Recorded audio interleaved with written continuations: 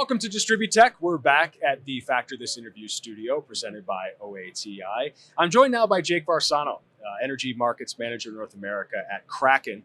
For those of you watching right now who are unfamiliar with Kraken, first of all, really? Like you haven't seen the plushies before that they give away at D-Tech? By the way, the folks that are running the cameras behind the scenes all need plushies. So I wanted to put you on the spot while we were live so that you had to fulfill it. Sorry if you don't have any. No, we can make that happen. Okay, cool. Awesome. So besides the plushies, what do you do? We are an energy technology platform with two main focuses here in North America. One is on our customer side, so that's customer information systems, customer relationship management, meter to billing, all of that kind of stuff. So think about it as enterprise for customers and utilities.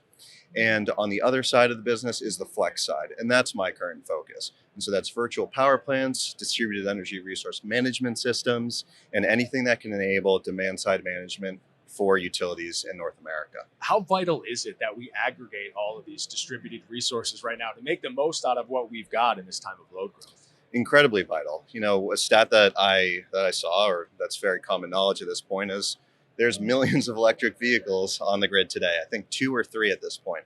A decade or so ago, it was near zero. So when you think about when folks are driving and when they're charging, you know, they're getting home from work or wherever they may be, typically between 4 p.m. and 6 p.m. If everyone plugs in at that time, that's going to be very, very challenging for the grid. A lot of costs, a lot of capacity need. So there's this giant need for dynamic optimization. So thinking about charging at the right times when there isn't too much congestion, there isn't as much demand on the grid, and prices are a bit lower. So that's effectively where Kraken comes in. What are your conversations like with your utility customers right now? What are they trying to hear from you? What is it that they're looking for? Or is there not a single answer to that question?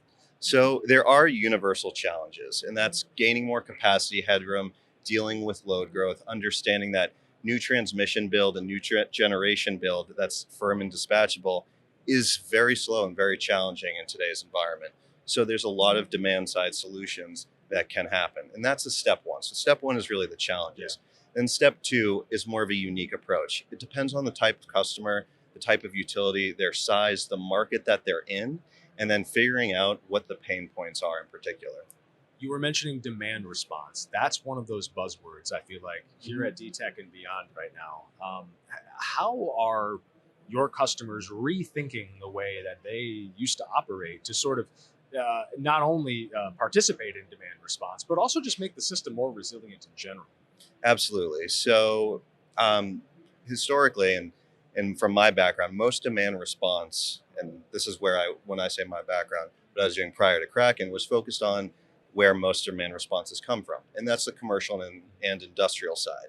And so that's been a large, broad scale of multi-megawatts. So think an oil refinery just shutting down 10 megawatts at a given moment based off of an emergency capacity program. So those megawatts were relatively easy to bring into the systems because they were a bit more straightforward in terms of just rescheduling operations. So now we're more residential focused. And with being more residential focused, it's more disaggregated. It's smaller amounts, and we need very strong technology to optimize those resources. So it's behind the meter resources, such as electric vehicles, it's smart thermostats and home batteries. So when we think about demand response, where things are going is going to be automated systems where customers don't need to think too much about, you know, when they can charge or when their vehicle is going to be ready. They just set those preferences and forget it. And then technology providers, similar to our SmartFlex platform, are able to optimize their charging based off of a grid signal. I feel like everything kind of comes back to the customer. And that's a sentiment we've heard here.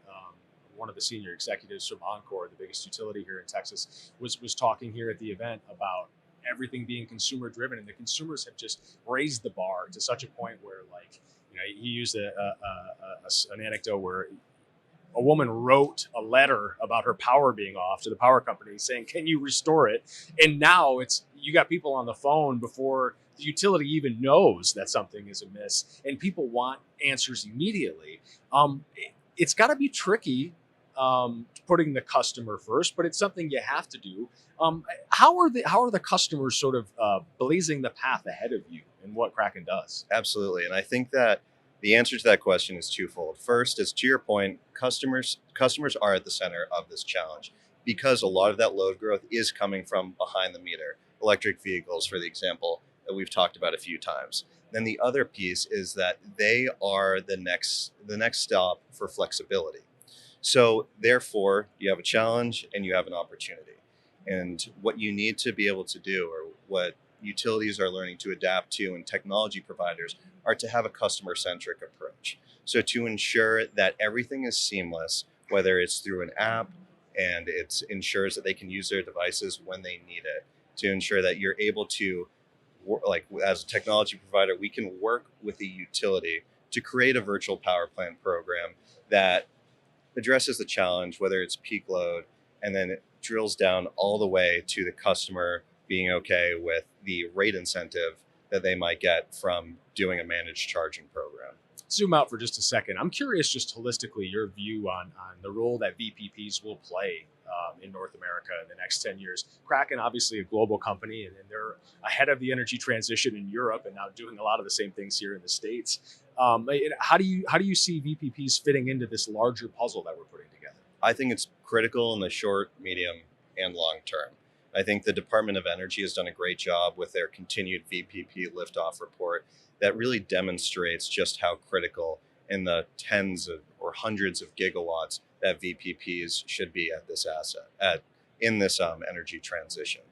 And another piece of it, at the core of VPPs are the customers, and we continue to focus on customers. It is the core of Kraken's mission, and the customers should be looked at as an asset with agency in this for this energy transition, and getting customers on board where they have more control in terms of how they interact with the grid and through cost savings with their own devices is the key to the transition and VPP expansion. Jake, before I let you go, I know you've been out here on the DTEC show floor talking with colleagues and peers in this space. Is there any common sentiment that you've been able to take away, like the pulse of the energy industry right now? Yeah, absolutely. There's a lot of passion and enthusiasm on this floor. As you mentioned, we have a lot of plushies, so it's hard for me to not conflate people coming by and just trying to grab plushies. Virtual power plants. Yeah. You can hold one. Yeah, exactly. Maybe it's one and the same, but they might drive people to the booth. But when folks look at the platform and they can see, oh, here's this type of electric vehicle and this type of home battery, and this is forming all together to create a virtual power plant, and this is just what you guys are doing. And then there's 18,000 people here, I assume. Yeah, close to 20. Yeah. Close to 20. And everyone has this unique value proposition that they're passionate about and pushing forward. It just makes me realize that there's a lot of excitement in this industry. I'm very happy to be working in it and very happy to be with Kraken as part of that. Just don't ever make those plushies virtual, or you're going to have an uprising from the folks here at DTEC. I think you're right. Jake, really appreciate your time. Thank you for stopping by the studio. Likewise. Thank you very much, Paul.